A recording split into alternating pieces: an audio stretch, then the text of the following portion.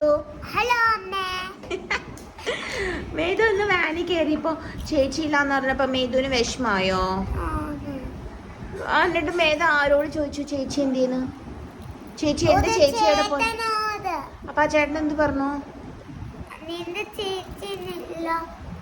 എന്താ എവിടെ പോയെന്ന് ചോദിച്ചില്ലേ? എന്താ ആഹാ, അപ്പൊ ചേച്ചി കേറിയില്ലെങ്കിൽ മേധ ഹാപ്പി ആയിട്ട് വാനിൽ തിരിച്ചു പോരുവോ?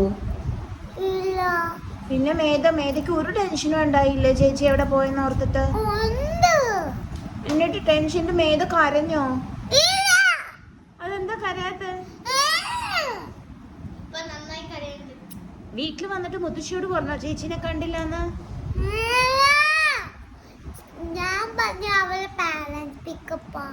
ഓ, അവക്ക് നിനക്ക് മനസ്സിലായോ?